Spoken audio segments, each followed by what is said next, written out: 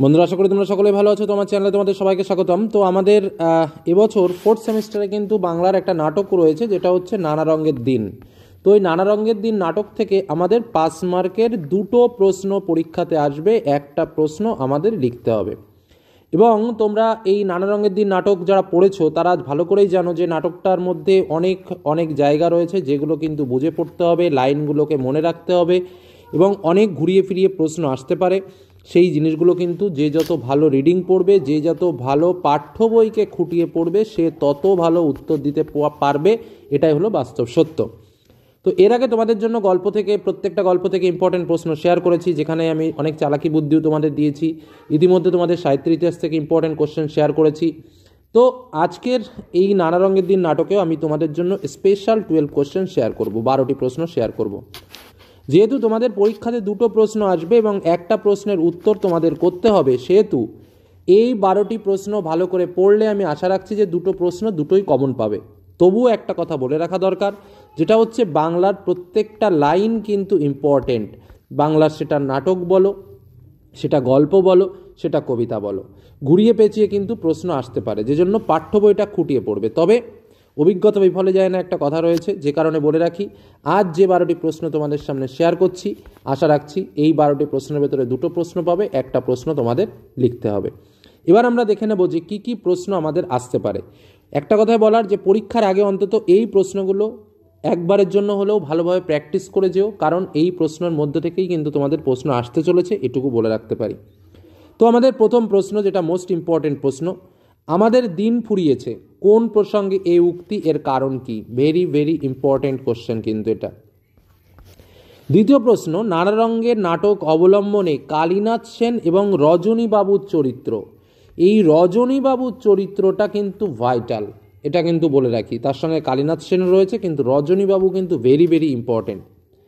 তৃতীয় প্রশ্ন, আমি রোজ লুকিয়ে লুকিয়ে গ্রিন রুমে ঘুমাই চাটুর্যে মশাই, কেউ জানে না। কোন নাটকের অংশ? বক্তা কে? তিনি কেন গ্রিন রুমে ঘুমান?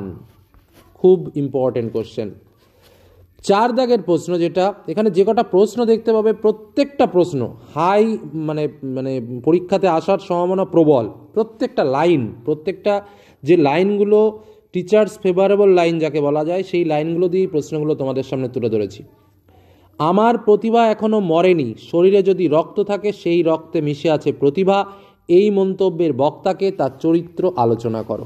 ওকে, পরবর্তী প্রশ্ন, থিয়েটারের দেওয়ালে দেওয়ালে অঙ্গারের কালো অক্ষরে লেখা আমার জীবনের 45 বছর। বক্তার 45 বছরের জীবন যন্ত্রণার ইতিহাসের পরিচয় দাও। এই প্রশ্নটাকে ঘুরিয়েই অন্যভাবে প্রশ্ন আসতে পারে, যে এই তো জীবনের সত্য কালীনাথ, জীবনের সত্য কি? বক্তা কিভাবে এই সত্যে উপনীত হয়েছিলেন? পরবর্তী প্রশ্ন, এবং এটাও ঠিক সেই কি বলবো, কতগুলো স্টার দিলে এটার কমপ্লিট হবে তার ঠিক নেই, সেরকম একটা লাইন। শিল্পকে যে মানুষ ভালোবেসেছে তার বার্ধক্য নেই কালীনাথ, মন্তব্যটির তাৎপর্য লেখো। পরবর্তী প্রশ্ন, পুরনো দিনের কথা ভুলে যান, কার উক্তি, কেন? পরবর্তী কোশ্চেন, প্রাক্তন অভিনেতা রজনী চাটুর্যের প্রতিভার অপমৃত্যুর করুণ সংবাদ, কে বলেছেন? এই অপমৃত্যু কিভাবে ঘটে বলে বক্তা মনে করেন? বুঝতে পেরেছ? প্রাক্তন অভিনেতা রজনী চাটুর্যের প্রতিভার অপমৃত্যুর করুণ সংবাদ, কে বলেছেন? এই অপমৃত্যু কিভাবে ঘটে বলে বক্তা মনে করেন? পরবর্তী প্রশ্নে চলে যায়। নানা রঙের দিন নাটকের সূচনায় যে বর্ণনা আছে তা নিজের ভাষায় লেখো। এটা প্রশ্নটা ইম্পর্টেন্ট না হলেও দেখে রাখতে হবে, কারণ ওই ফার্স্ট পার্টটা কিন্তু খুবই ইম্পর্টেন্ট, ওখান থেকে যে কোনো জায়গা থেকে কিন্তু প্রশ্ন তুলে দিতে পারে। পরবর্তী প্রশ্ন, আমিও তো মানুষ কালীনাথ, কোন প্রসঙ্গে বক্তা এমন কথা বলেছেন? বক্তা কেন এমন মন্তব্য করেছেন? পরবর্তী প্রশ্ন, অভিনেতা মানেই একটা চাকর, একটা জোকার, একটা ক্লাউন। লোকেরা সারাদিন খেটে খুটে এলে তাদের আনন্দ দেওয়াই হলো নাটকওয়ালাদের কর্তব্য। বক্তা কে? তার এই বক্তব্যের তাৎপর্য কি? Very very important question. এবং লাস্ট, একদিন একটা মেয়ে থিয়েটার দেখে প্রেমে পড়ল আমার। বক্তা মেয়েটির রূপের যে বর্ণনা দিয়েছেন তা লেখো, এবং সেই প্রেমের পরিণতি কি হয়েছিল?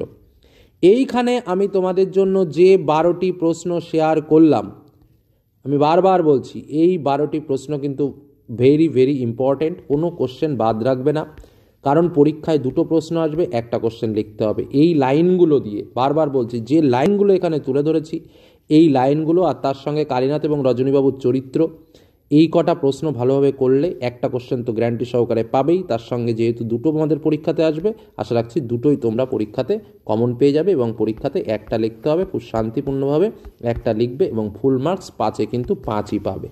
শুধু বইয়ের ভাষা অবলম্বন করে উত্তরটা লেখার চেষ্টা করো, আর রিডিংটা ভালো করে পড়ো, একবারের জায়গায় 2-3 বার পড়ার চেষ্টা করো, উত্তর ভালো লিখতে পারবে। এটুকু বলে আজকের আলোচনা শেষ করলাম, ধন্যবাদ।